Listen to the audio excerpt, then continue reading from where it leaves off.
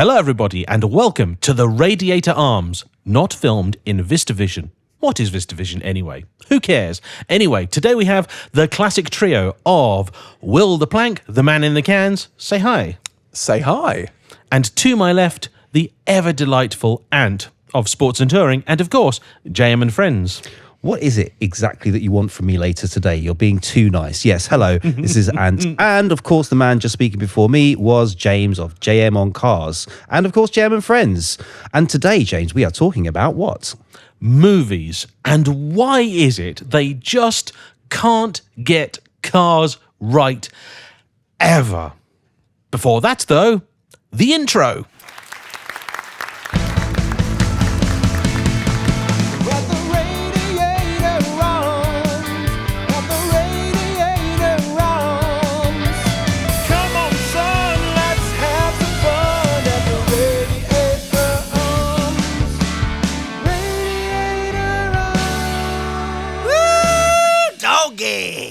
At the Radiator Arms. Ooh, yeah. Now, this episode was actually going to be about a film specifically, i.e. the new F1 movie, but in schoolboy tradition, Will hasn't turned in his homework on time, and so that's going to have to be a future episode. Yes, the problem is the cinema is only half an hour away and it's really easy to get there. It'd be a really easy watch and a really easy journey, so I just haven't done it. Yeah. You can stream it now, you know. Oh, can you? Yeah. Excellent. Yeah. No, but I think really that film had to be seen on the biggest screen possible. Yeah. I've got a 65-inch TV at home. Not big enough, I'm afraid. Yeah. Yeah. Yeah, no, it's the sound, it's the screen, it's the everything. If it comes back and they play it at the local IMAX knockoff, like, yeah, honestly, do treat yourself. Okay. Go and watch it. I'll take you to dinner. All right. And to give everybody a bit of reference, what are some of our favourite car movies? Blues Brothers. That's a car movie. Oh, do you know what? I'll accept that answer. Yeah. Ant? I'm not going to include Condor Man. No. I know that's just a running joke, but my favourite, I think one of my favourites of all time is probably going to be Fast and Furious Tokyo Drift. Yeah, it's got to be the Fast and Furious series. Quite topical. Yeah. And the Fast and Furious series, I think, does hold a very special place in the hearts of a great many petrol heads and non-petrol heads alike. It's evolved over the years. What's it been going for? Nearly 25 years now? Yeah. It's kind of crazy. I can't wait for the next installment to come out. They have kept us hanging for a very, very long time with that one. Quite enjoyed the last one, which was it? Fast 10? The last one? I think so. Anyway. No, they stopped at 3. No, they didn't. Yeah, they did. No, they didn't. That was the last Fast and Furious movie. As far I as I'm haven't concerned. seen a new Fast and Furious movie in about 10 years. To be honest, I have been showing them to my other half, and we skipped number 3 specifically because we wanted to go and watch it in Japan. Oh, okay. So I said that's fair, and also the chronology of the series is a bit wonky. Yeah. So technically speaking, chronologically, we haven't actually got to number 3. I think we got up to about number 5, which is, to be honest, one of my highlights.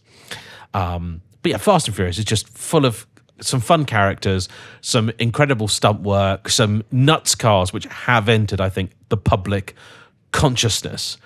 But also has to be, I think, one of the worst offenders for just complete and total lack of understanding of just everything.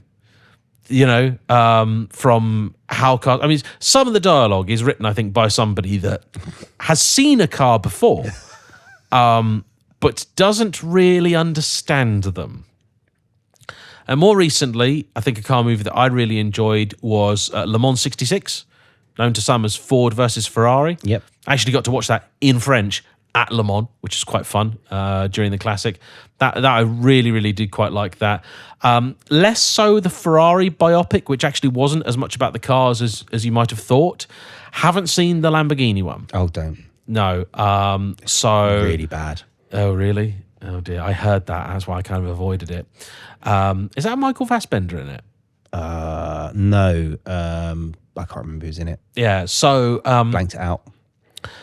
there's lots of great car movies. And, of course, many great movies with very famous bits of cars in them. James Bond series. Yeah. You know, I think the only reason a DB5 is worth anywhere near as much as it is James Bond, let's be honest here. Favourite Bond car, gentlemen? Ooh. And I'll extend this to a car that's been in a Bond film, not necessarily James Bond's own transportation.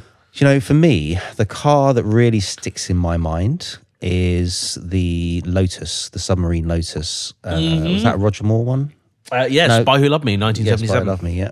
Yeah. And that I think sticks in my mind because I had a toy car of that when I was a kid, and I didn't go and see that in the cinema, although I was alive at the time. But it was something that was on TV because I was kind of like growing up in the Roger Moore era, pretty much. But yeah, the Lotus, the Esprit.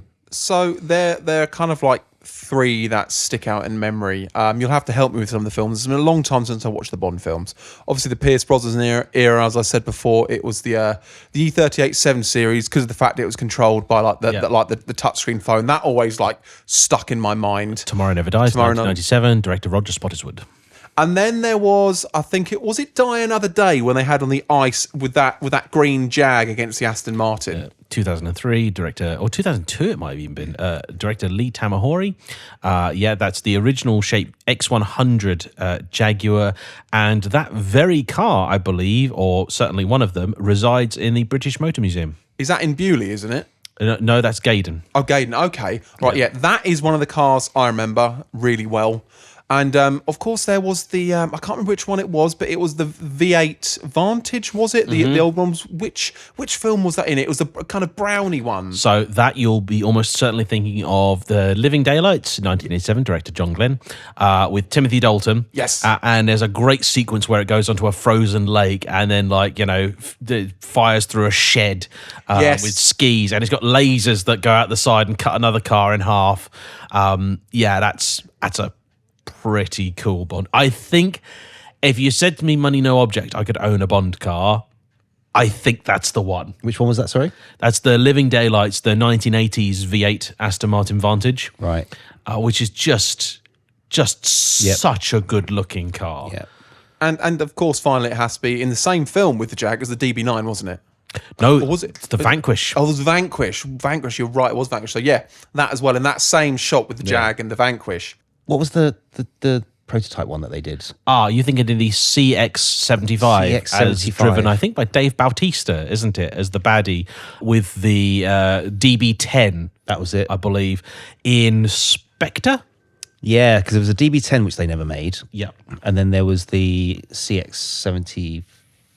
Yeah, yeah. That Jag was. Which was pretty supposed to be cool. a prototype with originally like a turbine in the back of it, if you remember, to charge up the as basically work as a range extender.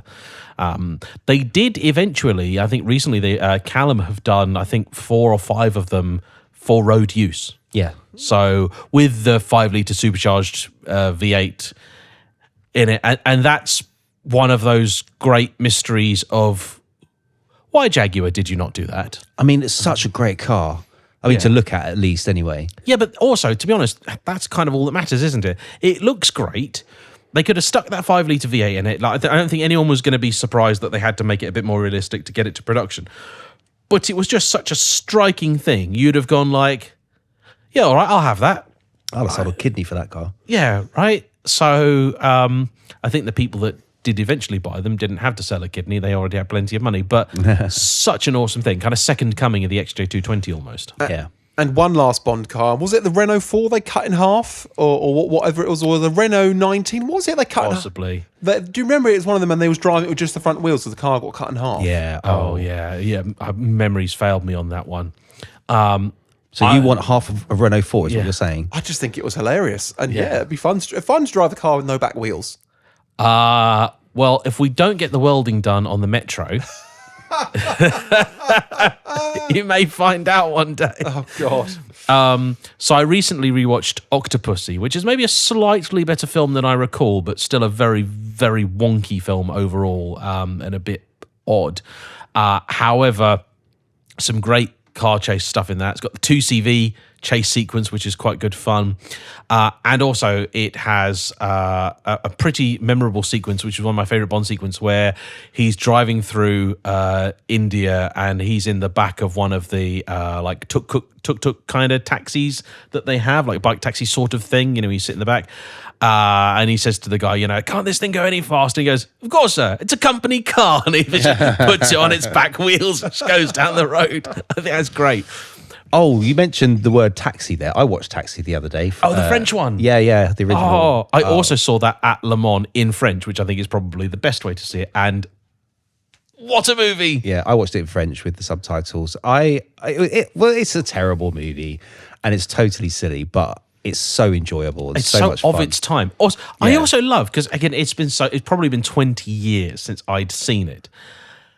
And I love how they basically just don't explain the car at all. No. Like, there is, you know, so for those who haven't seen it, it's about a guy who is a taxi driver who has a Peugeot 406, isn't it? I think, which at the time was a new thing.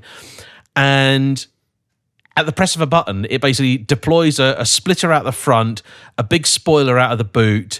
He puts a different steering wheel on it. I think it might drop down a little bit. And it sounds like it's got like a touring car engine in it. It sounds amazing. And the filming of some of the chase sequences is absolutely brilliant. You can tell they didn't do too much of the old drive slow and speed it up stuff. No, there was some proper driving involved. Yeah.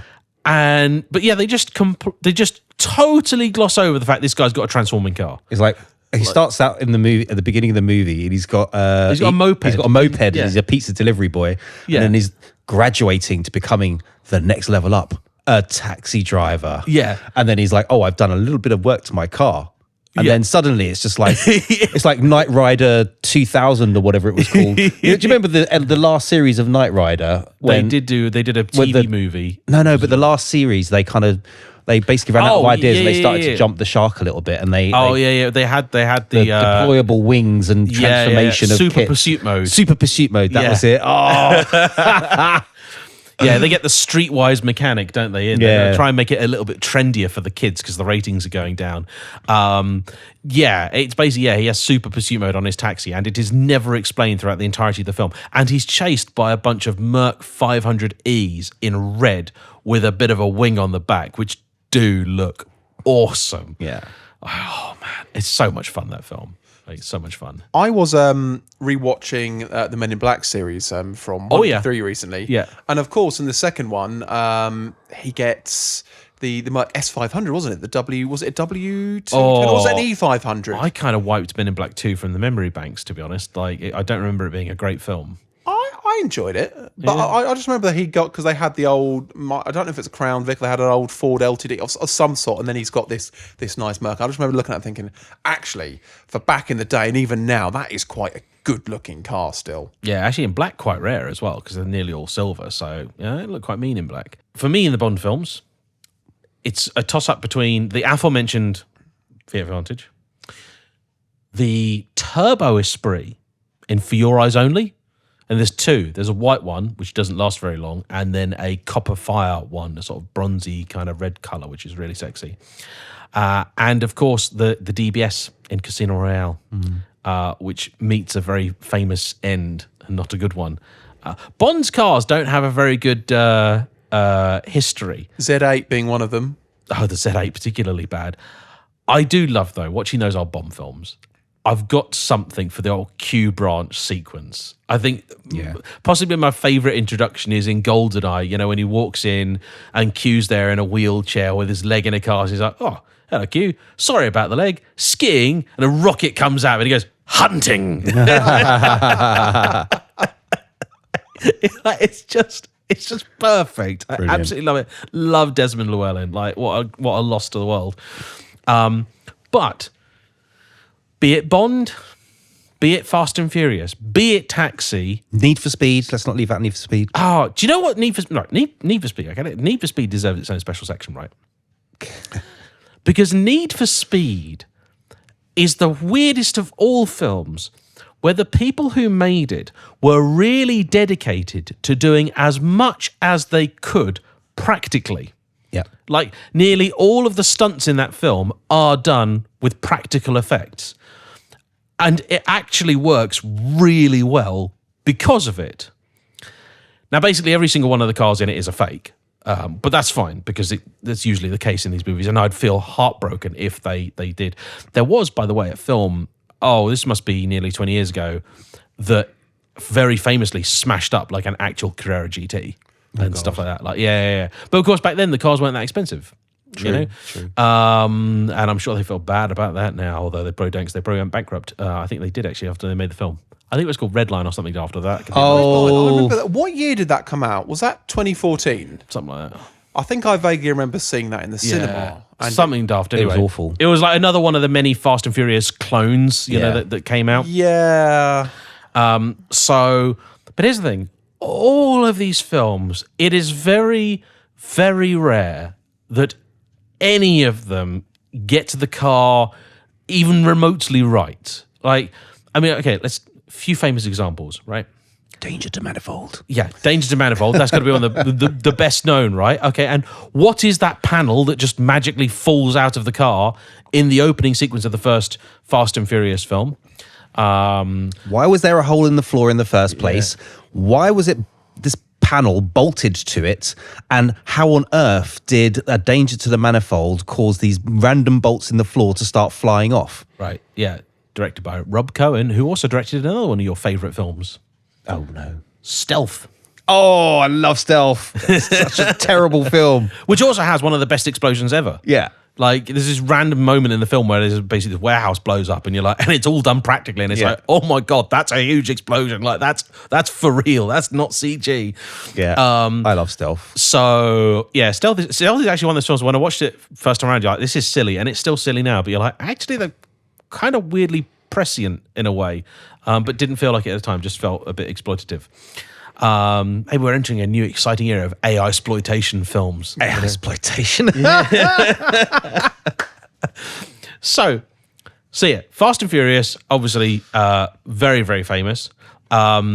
Just about any racing movie you ever care to mention, the suggestion that at any point in time a racing driver is going anything other than 100%, you know, and that all they needed to do to win was just put their foot down.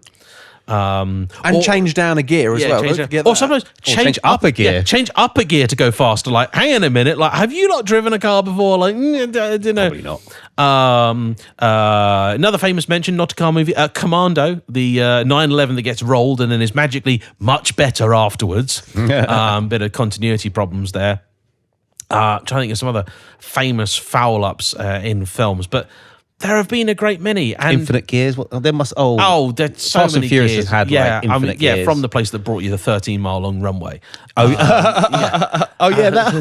Which Fast and Furious one was that? 7. I think that might have been the last one I watched because I remember going, this is ridiculous. Stop there. 8 is atrocious. 9 is frankly just an embarrassing piece of insult to cinema. 10 I quite enjoyed actually. 10 was sort of a bit back on track. But yeah, 8 and 9 is just like I wasted that's time I could have spent sleeping. Like I said, there's no Fast and Furious movies after the third one. Yeah. So, you know, also, how many times have you watched a film? I remember in an episode of 24, the TV series, where a guy in a sort of, you know, regular sort of black Sprinter type van is able to keep up with a guy in an E-Class Merc. Yeah. I mean, what the... And you're like, look, even if it's the worst Merc you could buy, which it wasn't, it's still quicker than a van. I just, come on now. Mismatched cars. I mean, that's one of the biggest errors in most movies in car chases. Yeah. Where there's such a huge mismatch in power. And you could accept it if maybe one of the cars was more powerful but very big and heavy, and the other car was kind of not so powerful but, you know, a very nimble sports car, and they were zigzagging in and out of traffic and lots of... No, they're generally like just going in a straight line and just kind of swerving a little bit from time to time. And it's like, no, there is no way that car could get away from that car. Or sometimes there's no way that car could get away from that motorbike or whatever it is. Oh, yeah. GoldenEye, 1995, director Martin Campbell. The opening scene after the title credits with the F355 and the DB5. And I would take the F355 with the lovely Famke Janssen in it. Thank you very much. But yeah, look, an F355, like, not the best handling car ever, but like, compared to a DB5, like, that's not even fair. Like, not even remotely fair. And they do a little bit in it to sort of put obstacles in their way and everything, but you're like, I'm sorry, that Aston just doesn't stand a chance. Like, just no way. No, sorry. Like, it's just not fair. You know, they're there against each other because it's just two good-looking cars. That's what it is, let's be honest. I mean, they are, and it's fun. And in defense of the filmmakers, I am quite willing to suspend my disbelief. There are things I am willing to accept that in a movie you would like a car to do. I mean, you know, we all know for a fact that in Speed, when the bus makes its famous jump, there is no way it could have either made the jump or maintained its speed when it came down to earth with a thud. But I'm kind of willing to you know, ignore that sort of stuff in the name of entertainment. What's frustrating is when particularly you've got something like a racing movie and there are things that are so completely core to the whole experience that they just get wrong. Or, you know, the heroic driver who on the last, you know, 2 or 3 laps manages to go from the back of the grid to the front. Like, have you not watched a race before? Like, it takes a whole race to go from the back to the front. Like, that's if you're really good and you're in a car that's the best. Going to give a big shout out here to Days of Thunder. 1990, I think 1991, director Tony Scott. Tom Cruise? Yeah, Tom Cruise as Cole Trickle. Have you seen that film? No, I'll be honest with you. I haven't seen half the films you're on about as well. Man. I am terrible with films, and this is why earlier on this year you said, and I quote, "We're getting you over to mine for a bloody movie night." Yeah, we are. I'm going to unpack the VHS player. Excellent. I think I might need to get a copy of Days of Thunder on VHS. My nan did give me one once. I think I might have lost it. But that's proper VHS fodder. You're going to need more than a night. You're going to need you're going to have to lock him in the room for the weekend. Yeah, basically. All right, so what car films or car-centric films have you watched? The Bond stuff, the Fast and the Furious stuff. I vaguely remember Gone in 60 Seconds being one of them. Smokey and the Bandit, of course, was a car-centric film. Oh, yeah. I vaguely remember the Need for Speed film, the Red Line film that we were talking about. I vaguely remember seeing in the cinema, but I was on a date, so I wasn't really paying attention to the film at the time. Yeah, there's probably been a few more, but I can't remember off the top of my head. Ronin? No. Brilliant film. Ronin as well. Ronin's I'll come round got, for that. Yeah, Ronin's got. I watched it recently on VHS, and it is brilliant. Whatever form you're watching it in, that's got some iconic cars. I mean, I'm pretty sure there's a 405 or 406 in there. There is certainly very famous an Audi S8. Which is pretty central to the story. There's also a good sequence with a Merc 450 SEL 6.9, some old Citroens and things, and also the chase sequences in Ronin are probably some of the best ever committed to film. Yeah. Okay, so what are the essential car films that people need to watch? Well, I tell you what, why don't we ask the internet what the 10 best car movies are, and we will see if we have watched them. Okay, so let's You ask the internet. I'm going to ask the AI. You're asking the AI, aren't you? Okay, all right. Yeah. Well, that's you would, wouldn't you? Okay, so all right, let's go on. I'm not going to do. Right, I'm just going to read you this for a laugh because this is definitely not the definitive list of greatest car movies ever. This is from IMDb. Okay. But I think this is somebody else's list. There's the Pinchcliffe Grand Prix, 1975, never seen it. Drive, have you seen Drive? No. You'd like Drive. Fast and Furious 6, yeah, Drive with Ryan Gosling. Yeah. Was it Drive or Driver? Drive. Oh, no, yeah. Ronin. Okay, have you seen this? Transporter 2. Oh, Transporter. Come on. Come Transporter's on. great. I don't think I've ever seen any of the Transporter films. Oh, boo hiss, etc. I want to get a lot of flack for this in the comments. Yeah, Duel. Have you seen Duel? I'd consider that almost a car movie. Let me see. What's with the cover? Yeah, with the truck, Steven Spielberg. No, Duel's I haven't seen that one. Haven't seen it, I'm afraid. All right, this is a great one.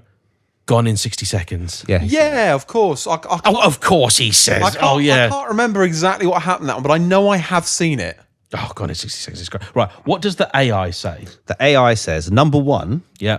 Actually, I'll go from the bottom. Yeah, okay, go from the bottom. All right. So ChatGPT believes that the 2-lane blacktop. Yeah, send Yes, that one I think I may have seen. It's a very cult film, that. With a Chevy 150 and a Pontiac GTO racing across America. I've not seen that one. Number 9, Ford v Ferrari. Yep. AKA Le Mans 66. Yep. AKA Le Mans 66. Gone in 60 Seconds at number 8. Yep. Yep.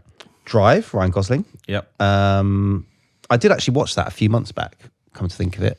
It's quite a moody film. Smokey and the Bandit. Yeah, love that film. It's a classic, isn't it? You know. And I did expect this. Mad Max Fury Road. Do you count that as a car film? I suppose you have to, really. I mean, you know, the Mad Max series is kind of inextricably linked with cars. Fury Road wouldn't have been my first choice. I probably would have gone, say, Mad Max 2. But, yeah, as car movies go, they're pretty iconic. Okay, now we're getting to some familiar territory of the Fast and Furious, 2001. Yep. Number 3, Ronin. Yeah. It is. It's so good. And then number 2 is Le Mans with Steve McQueen. Yep. Yep. And number 1, Bullet. Another McQueen film. Yeah. Bullet, I think I may have seen that. That's an older film now, isn't it? Yeah, 1968, I believe. But it gives some honourable mentions of The Italian Job. Yeah, Italian, yeah. Vanishing Point. Yeah. I think Rings I've a seen bell. that. Yeah. Of course. Hang on. You're not allowed to see this. All right. Actually, I'll just tell you. Talladega Nights. Yeah. The Ballad of Ricky Bobby. Ricky Bobby. Oh, Ricky Bobby. Honestly, you've got to watch that. It's fantastic. I think what you need to do, I think that you have to watch Days of Thunder first. Yes. Then watch Talladega Nights. Yeah, we'll do a double bill. And the reason why you have to do that is because if you do it the other way around, you can't take Tom Cruise seriously. I mean, it struggles anyway. I mean, yeah, but it's like you'll just feel like you're just watching like a remake of Talladega Nights, but like where they've taken themselves too seriously. Can I drop some more film bombshells on you that are really going to disappoint you? I've never seen the original Top Gun. Never seen the new one. I only Get out. I know. Get out now. This is your studio. Exactly. I only recently watched Predator for the first time as well, and Total Recall. Did you enjoy them? I really enjoyed Total Recall and Predator. There was 3 great reasons to enjoy Total Recall, of course. Any others on the honourable mention? Yeah, actually, Rush. Yeah, Rush Yeah, is I really love that. good. I like the band. That's the story of Niki Lauda and James Hunt. That's actually a really, really good film. I feel a little bit sorry for Rush because the budget that they had was really, really small. And the race sequences are not great as a result of it. And it's Anthony Dobmantle, I think, being the DP, and everything he shoots looks a bit off to my eyes. And they were using some oddball cameras and things. And they were also, in their defense, they actually used a lot of historical footage. They were like reworking it and trying to make it look like modern stuff. And at least they didn't put mountains near Snetterton like the recent Senna series did. That was just bizarre. Norfolk, famously hilly, of course. We all go for a walk in the Alps in Norfolk. As I've mentioned before, I literally went to school a couple of miles from Snetterton. Hilly it was not. No. I mean, it may be really that we as car people, all this is the fact that Hollywood and all filmmaking takes massive liberties with everything that it does.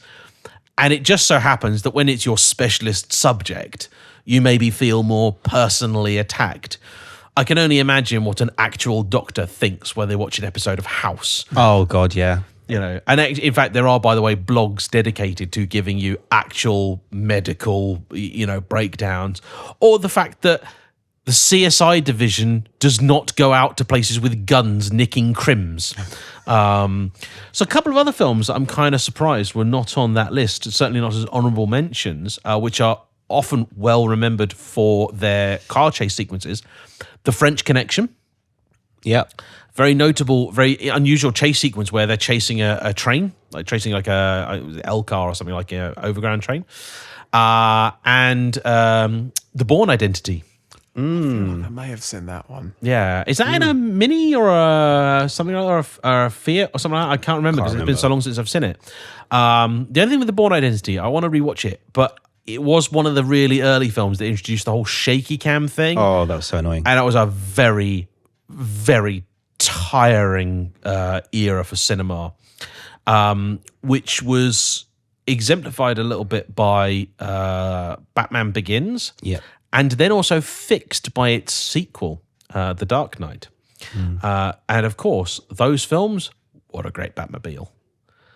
Yes. Love the Tumbler. And that actually probably had a slightly more real-world approach, because I like the fact that in Batman, they actually took some time to explain what the Batmobile was, why it could do the things that it could do. Yeah. They did ignore physics a little bit through some of the film. But, you know, there's a very famous shot in The Dark Knight where they flip a full Arctic. They from one end to the other, they do a whole 45-ton Arctic lorry goes basically end over. And that's one of those shots in cinema that people don't really understand. You're like, that is a real stunt. That is 100% legit. That's a full-size Arctic they tipped over on its front, which is just unbelievable. I mean, I shouldn't really be shocked, because this is the same Christopher Nolan who, when they needed to crash a plane into a hangar for Tenet, just said, how much is a plane? Oh, well, let's just use a plane then. I think they worked out it was actually cheaper to just buy a decommissioned plane, because they just drive it forwards at like 30 mile an hour and it just, this fire comes out, than to do some special effects and mock-ups and things like that. So that's kind of fun. But yeah, films in so much... their grasp of reality is maddening on occasion. So can I just point one thing out? James, you have worked in TV and film. Yes. Right. This is why your technical standards on your videos are so good. Thank you. Right. Checks in the post. Good. I was hoping for that. I need it right now.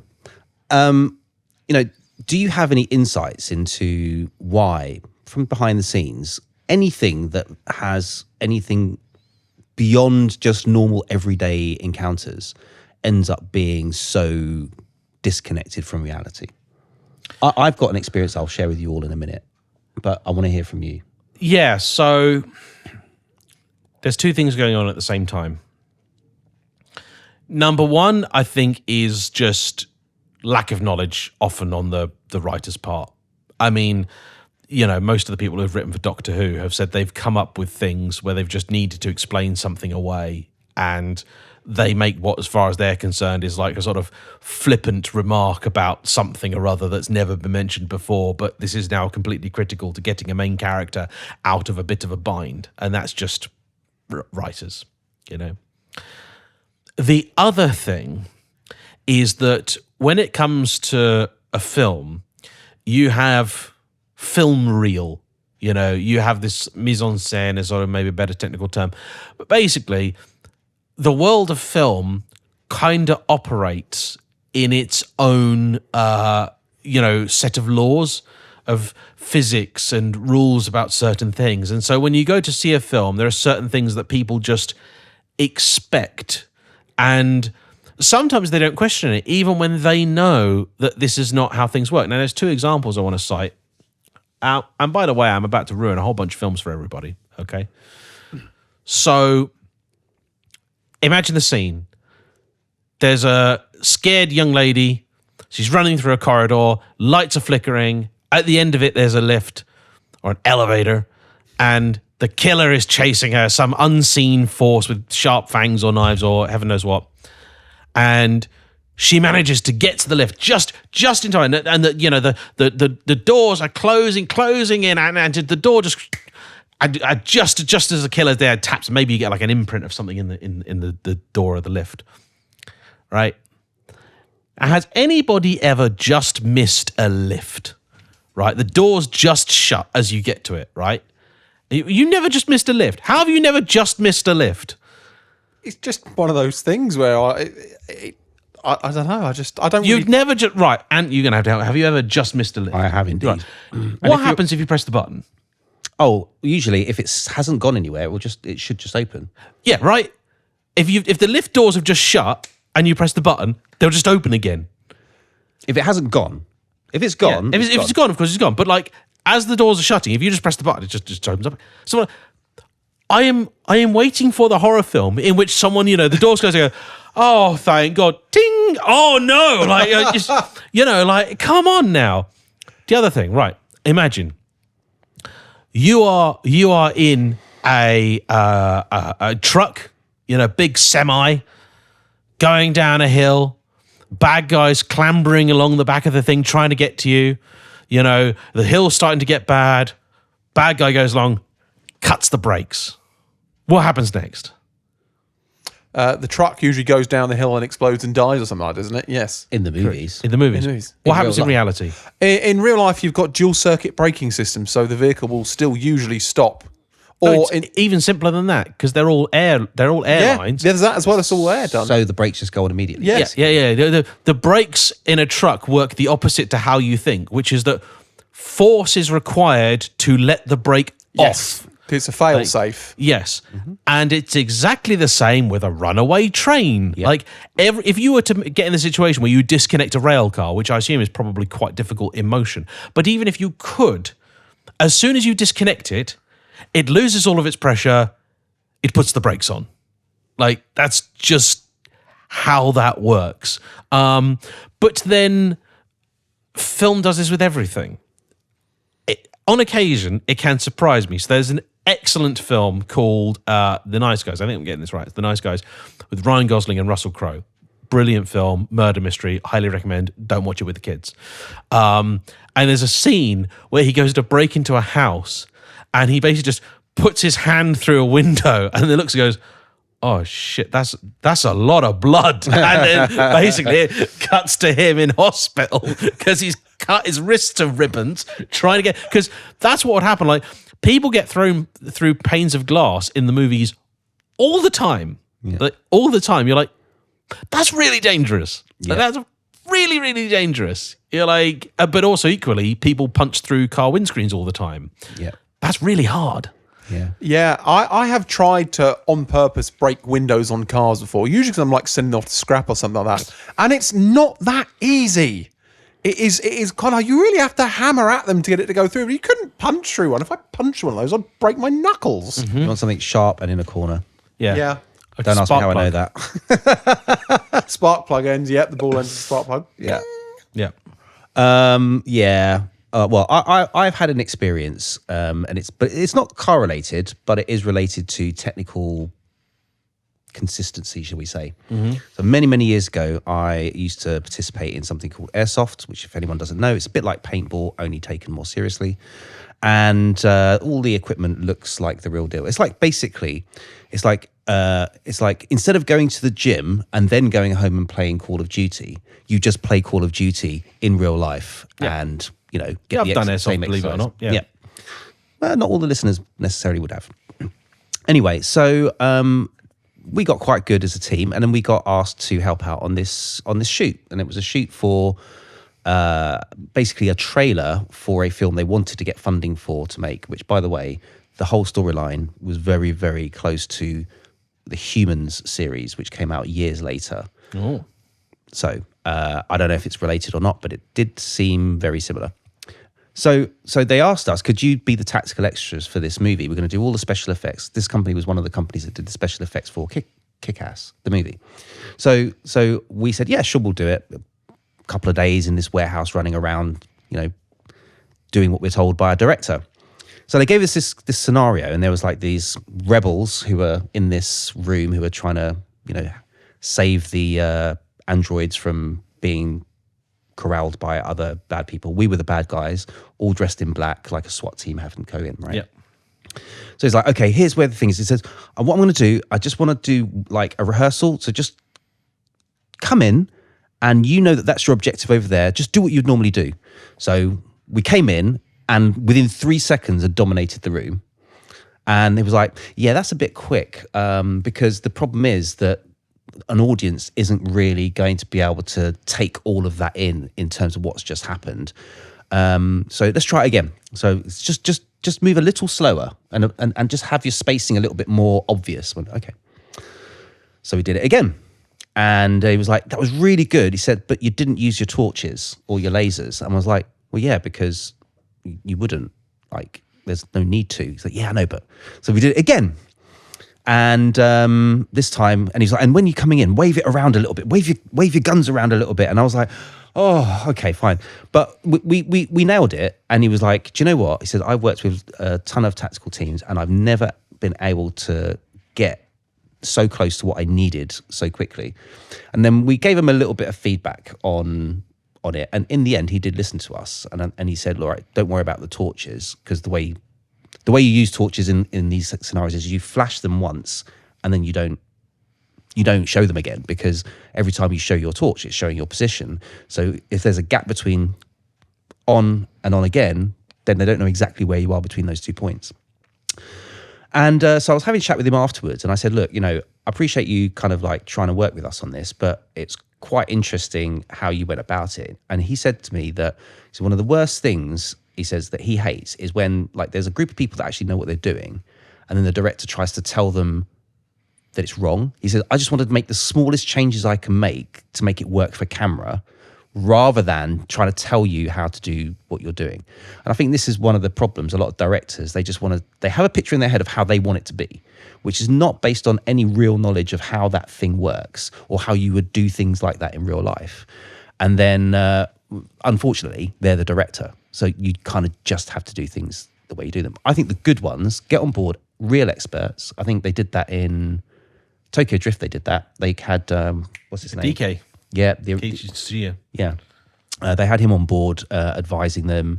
So there was an awful lot. And even the drivers, even the actors got trained in drifting, so that even when they were faking drifting, they could look vaguely like they might actually also really be drifting. So a lot of work went into that. And that's one of the reasons why I quite like that film, because they did pay attention to real world, usage of the car, real world skills involved in drifting cars. This is what I find so fascinating about the Need for Speed film, is they spent an awful lot of time and effort getting a car to actually do something that it just couldn't do in real life, but they did it for real. It's my favorite bit is when I think the Mustang does a jump, and it goes from having like 21-inch rims to like 15-inch and then back to 20s again. Brilliant. And it's like, really? I mean, yeah, your point there is really valid. Like, Hollywood's relationship with firearms is hilarious, especially considering most of your audience, or a lot of your audience, probably does know their guns. Yeah. And knows your average revolver does not have a 20-clip magazine, a 20-round magazine in it. But they just go, sod it. You must feel the same. Well, we watch stuff where there's music involved or computers. Yeah, do you know what? Ant sent a video to the chat the other day that was somebody doing a Queen tribute, and it was on YouTube. It was like a flash mob somewhere or something like that. Oh, yeah. And I was looking at that thinking like, right, okay, you can tell that the vocals and that are saying they are what's happening in real time. There was no mics near that drum. There was no mics near, some of the other instruments apart from the ones that are the main focus of like what the video is meant to be. You just know for a fact that some of that has been overdubbed, and realistically looking at the small little kind of like speakers and bits they had dotted about the place, nobody was really hearing anything. But of course, it's how production works. We get to mix the audio, we get to hear everything, and then you get the feeling that it would have sounded like that in real life. But if you don't know any better, then yeah, sure, okay. But, as somebody who is an audio engineer, I'm like, I would have sat in the middle of that happening and heard nothing. Yeah, but I think most movies are worse than that, because what I think most movies are like with cars is like, if you see a drummer and you hear the beats, but the drummer's hands are not moving in the same time. That's what it's like for me watching a lot of these car movies. Need for Speed, when we watched that, I remember Damani was, I think he was racing already at the time. I think it was in Cars, I'm not sure. And yeah, I'm pretty sure he was. And we watched this film, and, you know, this guy's meant to be like one of the best drivers ever of all time, you know. And he was like, it's funny how he's such a great driver, but whenever he goes into a corner, his ABS keeps kicking in. You know? it's like little things like that. And I think for one of the things that director said as well is like, he said you got to remember, he says that for a lot of these things, only a tiny fraction of your audience knows enough to know what's wrong with what's in that scene. And he says, what you do, you try to kind of play to the majority of people what they need to see for it to be entertaining.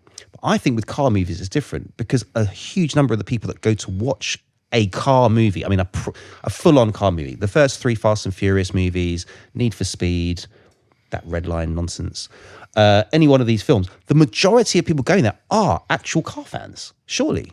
No, Fast and Furious, I'm not so sure. Like, I think maybe they're like casual car people, but I don't think they're diehard car nerds. Not the majority of your audience, but they know enough to know that cars do not have infinite numbers of gears, and they know enough to know that, you know, when you press a button for nitrous, that you don't enter warp speed. And I'm sure that they all know enough to know that if you're racing, your foot's going to be to the floor. Yeah. You're not going to be like just cruising along and then someone's catching up with you. I better change down or change up randomly, whichever, and put my foot back. They must know these things. They can't be that clueless about cars. Because so many people drive cars. What it's there for, and I think James might agree with this, is it's there just as a visual representation that they have seen what's going on, and the visual representation of that car is now going to be going faster, because they can't feel it. They're not actually in the car, are they? You know, that is the replacement for the sensation. Kind of. I think, do you know how movies make sense to me? Because just about everything in a movie they get wrong. Hey, they do baking, they get it wrong. They just do. The way it makes sense to me is you've effectively got to think of a movie as somebody's bar story that's been passed along and passed along and passed along and embellished and embellished and embellished. Like, right, so Gladiator 2, right? Guilty pleasure. Gladiator 1, brilliant, amazing film. Never have anything bad said about it. Have you seen it, Will? Probably not. Shame. Right, ding. You got to watch that because Gladiator's flipping brilliant. We took inspiration from the Gladiator films for the Bristols video. Yeah. Okay. Gladiator 2 Stroke in the grass. is a bit wild, a bit over the top, and a bit silly, and doesn't bear as much resemblance to the first one as it should. But the way it makes sense to me is if you go, this is basically like a real-life version of the stories that they probably would have told of their heroes, where you're like, you know, what actually happened in real life is someone spilled someone else's pint and they punched a bloke and he was a bit hairy and got a bloody nose. 25 years later, that's turned into a man fought a bear naked, you know, and with his bare hands, you know, took its head clean off. And then when he went to go home, there were sharks, you know, and it's like, and it's just because it's just been embellished and embellished and embellished and embellished. What's really interesting about the F1 film, and we will not spoil this for you because we will do an episode just on this, is even though it has some of the stuff we've been talking about in this, and there are things that, I mean, to give you one example, and this is not really much of a spoiler, it basically just skips qualifying. Like qualifying as a concept, which is obviously a massive part of racing in all series, right? Most series. Just doesn't exist, right? It's just a thing that's just glossed over, which is totally acceptable. Do you know what? They haven't got an unlimited amount of time. It's not exactly a dynamic thing to watch sometimes, it's qualifying. You have to really understand what's going on to make it exciting, and sometimes it just isn't. On track, there's also some shenanigans, let's just say, some of which could happen in real life, some of which couldn't. However, because this is from the same team that did Top Gun Maverick, what they have done is filmed this stuff in a way that very few films in history ever have. And what this gives you is the real sensation, and it gives you a feeling of the actual speed that these cars are capable of. And that is what makes it so amazing to me. The opening sequence in particular, which doesn't even feature a Formula One race, is just brilliant. As a sound and a light show, it, I think, gives you a bit of that like energy and excitement and that drama of what racing is actually about. And that's what I love it. I mean, like Le Mans, for example, the old Steve McQueen film. As a film, it's dog dirt. It's terrible. It's an art house film with cars in it, right? But it's brilliant as a preservation of the history because there's so much footage of such an amazing period in time. And their commitment to trying to do stuff as real as they could is incredible. You know, there's very, very few times in history anyone's actually gone to try and film a race and film it at either at or close to full speed. And when that does happen, oh, it's magical. Yeah. There was another film, actually you told me about it. Was it Grand Prix? Grand Prix, 1966, John Frankenheimer, the same director as Ronin. Ah, really? I didn't know that. Yeah. I mean, because that pioneered a bunch of techniques, but with technology from whenever that was. Oh, Grand Prix is amazing because whilst they're filming cars, but they're filming cars on 65mm. Yeah. Which is absolutely incredible. Like cameras the size of your house. Oh, they're massive. Absolutely monstrous things. And they had auto leveling and panning and everything on the car while it's driving. Yeah. And everyone was freaking out about similar effects, including me, in the Formula One film where they had these cameras that were panning around, but they were tiny. And then James was like, oh, yeah, I've seen that before, Grand Prix 1966. I went, oh, okay. Well, I went and looked it up and I was like, how on earth how did the car not just topple over with that giant camera on the side of it? But it was really, really good. I mean, the Formula One film, I think, technically there was a lot of issues with it. I mean, the stuff that they pulled off in some elements of that. Yeah, I think they'd be in the steward's office a lot more than they were in the film. Well, I don't know. I think Nelson Piquet Jr. Had tried something like what we saw in that film, and he's not even in Formula One anymore. So, there's a lot of like questionable stuff, but it's close enough that you can suspend disbelief and not be distracted by the issues with it. And that, for me, is what's important. Is that if for the majority of people, what's happening in that moment is not so far technically removed from what is relatable to a normal person in the real world, that you can't just suspend disbelief for everything else. I mean, because we can suspend disbelief for all sorts of things. I've been watching Alien Earth, right? Oh yeah. And the idea of spaceships with alien life forms on it that burst out of eggs, jump on your face, and then burst out your chest a bit later, and then somehow grow from tiny to 7 foot tall in varying amounts of time that no one seems to decide exactly how long that should exactly take, from minutes to days. I can suspend disbelief on that, but that's because I've got no direct experience of an alien that grows to 7 feet tall. Yeah. But I do have direct experience of cars. Most people have direct experience of cars. And I think for the tiniest amount of additional effort, you can get it close enough. All editors are probably the other problem. Because things like infinite gear shifts, that ultimately is down to the editor. No. Surely. The editor is doing the director's bidding. Oh, fair. Like, trust me, the way those sequences are shot, like, you're not getting, like, the editor didn't miss the fact that Jesse's Jetta doesn't have brakes on it. There's stuff that happens where you're like, that's not the editor. Like, the editor's just doing what they've been told to. Ultimately, the director has to take the responsibility for it. I was going to say, I think another thing with films in general, and probably touching on more of what you said about kind of things being exaggerated stories, is when you go to the cinema, you're not watching a documentary. That is one of the things you expect there to be stuff that is embellished and is not true to life, and it is kind of a fantasy, because that's what a film is at the end of the day. It is not something that's happened in real life. It is a story. It's the same with tech stuff. You know, like whenever I think it was Jurassic Park famously talking about Unix or whatever it was or something like that. You know, you forgive it because it works in the story. Or like every movie about hacking. Yeah. I'm in. Yeah.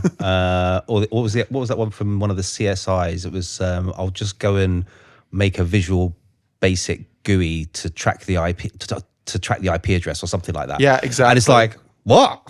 Why would you use Visual Basic? And why do you need a GUI for that? You can do it via command line. It's fine. Exactly. And also all the times in 24, bearing in mind that that's like a 15-year-old series, if not older now, where they're like, we'll just download a real-time 3D map over our dodgy 2G Wi-Fi connection to your PDA. You're like, no, you won't. Like, you really, really won't. Mate, I tried to, just check my CCTV cameras from my 4G connection the other day, and it wasn't bloody working. So that definitely wouldn't have worked. Oh, I know, right?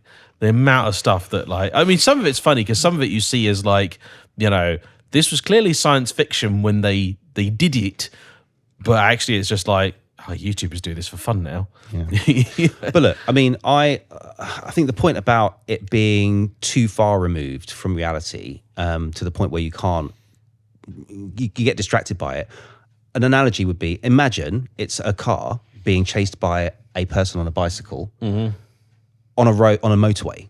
Yeah. And the bicycle is still keeping up. Like, you couldn't take that seriously. That would ruin the entire film, right? Yeah. And that, I think, when we see a Fiat Panda somehow getting away from some V8 something or other chasing it, it's like, well, either you have to explain what's under the hood of that Panda, yeah, or you have to explain what's broken on that car behind, or you might as well be getting away on a bicycle from a big V8 Audi or something. And that's what I mean. And I think it doesn't take a lot for people to just ask for input. But do you know they must have a mate. Do you know what one of my... Yeah, they do, but they don't care. Like half the stuff that happens in sci-fi films, that's not how it works. That's how it's never going to work. But they're also just like, not enough people care for us to change it. We're just making entertaining stories, and sometimes they succeed. I don't know. That's why Discovery failed, because the whole tardigrade thing. Oh, Discovery has just failed for many reasons. But hey ho.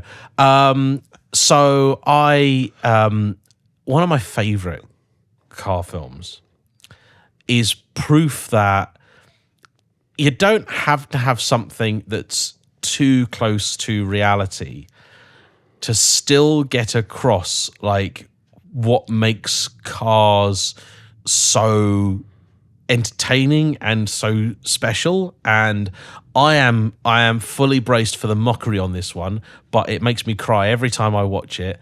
It's Pixar's Cars. Like, I think it's actually a brilliant film.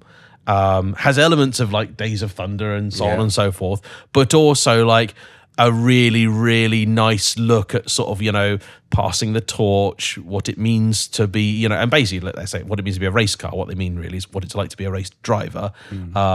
Yes, they're all animated cars in a world populated with cars, which is so entirely problematic. But thematically, it's actually, of all the car movies, like thematically, it's probably one of the most powerful and in depth. It just happens to have like a VW camper with a number plate as a goatee on it, as like a little bit of chin fur. Who drinks organic fuel, man? This might be a slight kind of change from the subject, but talking about the Cars film, what part of the car in Cars do you reckon has the soul in it? If you took it away, it's no longer the car. I mean, we talked about this previously. I mean, technically, it's sort of the engine, I think. That's the heart, isn't it? No. I'm on about in that film specifically, in the Cars film. You take what's the... Yeah, no, but that's what I mean. I think, I don't know. I think it's sort of somewhere, maybe it's in the manifold. Who knows? Where there's danger to it if you don't replace it. My favourite character in that was Mater. Yeah. Why you call Mater? Mater.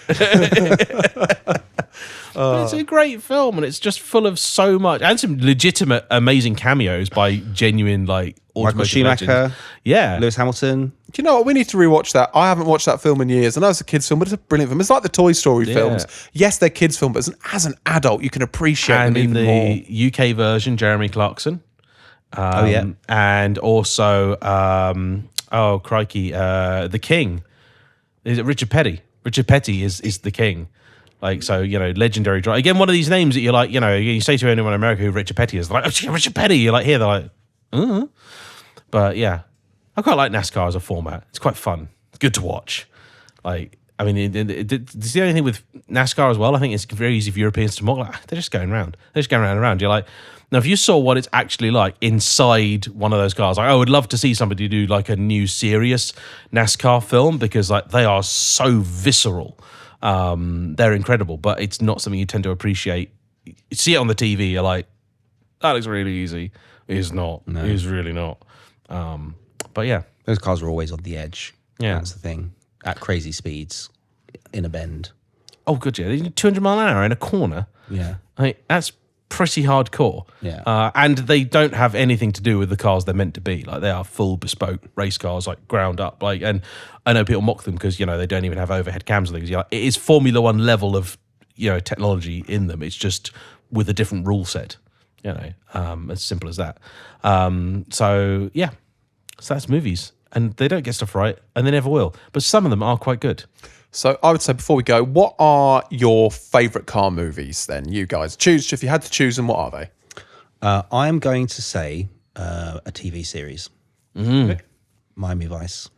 Yeah. Yeah. Because the car sequences in that film were beautifully shot, epic, and extended.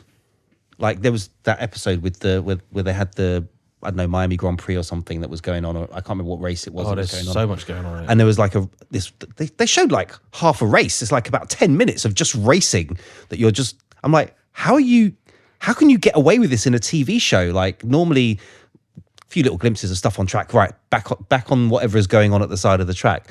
It was just so much of it. And so many of the iconic cars that I grew up loving were in that, like, the like Countaches and the famous Testarossa. For me, that was like, I don't know, that was a very special TV series. And it was every week there was a new and interesting car. Sometimes cars that I didn't even know existed. It's hard to beat Ronin. It really is. Like, it's a great movie, and it also is one of those rare times where I don't think there are many. There's maybe one bit of Ronin where they put a bit of a cheesy special effect in, but the rest of it, you watch it and you go, this pretty much could happen. Like, and where the cars are mismatched, they take effort to sort of, explain why one is not doing as well as the other. And the chase sequences are fairly long, and there's several of them, and they're just brilliant, and they're all done basically for real. Like, it's mastery of filmmaking. Like, it's somebody that's been doing good stuff for years and shows exactly how they know what they're doing. Another thing to watch, which is quite good fun, and lots of people haven't heard of it. Some you guys might know about it, you might not.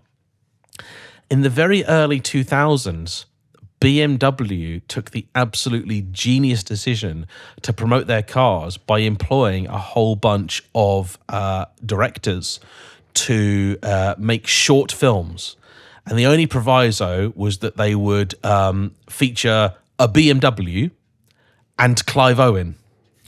And it's called The Hire.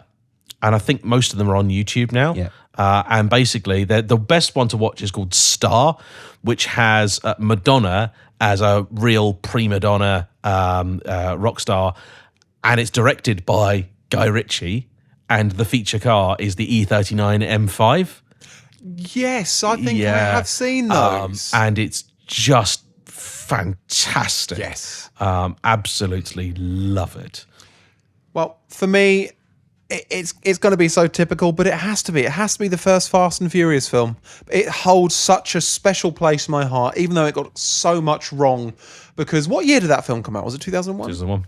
I was 10 years old when that film came out. Shut up. And but that film really lit something inside of me, you know, when it came to cars. And obviously the Need for Speed games came like shortly after, like the Underground series. Yeah. That and the Fast and the Furious, it awoke cars in me more than I think anything else did. I mean, that's the other thing as well. Like, and I think that's where we need to find some forgiveness for these things. And again, this applies to more than just cars, but these films might have gotten a hell of a lot wrong, like an awful lot wrong. But you cannot deny they inspired so much passion in so many people. There are people that probably went into Fast and Furious not really being car people and who came out being like, one day I will have me one of those and it's going to be just like that. And, you know, that I think at the end of the day, that's the best thing these films can ever do. If you can inspire people to go out and get into this hobby, this passion, and again, those kids will have definitely gone and bought Need for Speed Underground, Most Wanted, all that sort of stuff, play that, because I did, you know, until you can actually buy the car, because buying the car could be 10, 20, 30 years away. So until then, you just you know, immerse yourself in the world as much as you can. And so for that, I'll always find a bit of forgiveness. Although, Danger to Manifold, really. Yeah. A bit much. One last thing I want to mention. Last year, I was at an event and bumped into Craig Lieberman, who was the guy who helped curate a lot of the cars for the first film. Yeah. The Supra, the orange Supra, was his personal car that he kind of loaned to the film or rented to the film. But he helped also find some of the other cars and also was involved in the build process for the copy cars, for the stunt cars. He was also involved somewhat in the second movie and a little bit in the third movie. And if anyone wants to see this video, it's a part of a piece we did at an event, which is on the Sports and Touring channel with a thumbnail about a Lamborghini Sesto Elemento. Yep. Anyway, asked him, what's your favourite film out of the whole Fast and Furious series? He's a man with taste. Tokyo Drift. And asked him why. And there's some things he said on camera, and there's some things he said afterwards. But yeah, basically it was the car that he felt captured the car enthusiast scene the most accurately out of all of the films. It was the one that was the truest to car culture. Was it the Hulk? What? Is it the VW Charan done up as the Hulk? He said, apart from there was some of the cars were still a bit over the top, and there's nothing you can do about that because they just kind of want to make a point. Although you do, apparently, I've not been, although I will be soon, out there. You do see quite some crazy cars. You've got the Bozozoku cars. They're a bit wild and crazy. You know, completely not what you would imagine would be in good taste, but it's a part of a whole car scene out there. Yeah. But he felt like the overall depiction of the film was closer to like real car culture. And I think that's one of the reasons why I connect with it so much. And it's also a film that, you know, the driving skill was of such a high standard. Mm-hmm. Even though they faked one shot, which was the few shots actually. There was some on the mountainside and the one where he was drifting up the spiral into the car park. Someone did that for real recently. I saw that, and that's what I was going to say. It's like, but that goes back to your point about, you know, it's inspired people to get into cars, but it's also inspired people to think, oh, could you actually do that in real life? And they have. Life imitating art. There we go. 'Twas ever thus. Anyway, with that, we would like to say thank you once again for joining us here at the Radiator Arms. It is now time to call last orders. And don't forget, you can find us here first on a Monday morning at 7 o'clock, ready for your work commute or just long shower, wherever you take us. We don't mind. We'll go there willingly. And we'll always follow a week later on your favorite audio platforms, be they Spotify, Amazon, Apple, and heaven knows where else. Anyway, thanks from us, and we will see you for the next one. Bye-bye. And don't forget, you can get in touch with us via landlord@theradiatorarms.com. You're with us now, forever and ever. Okay. Why are you still here? Go. Be gone. The credits are rolling.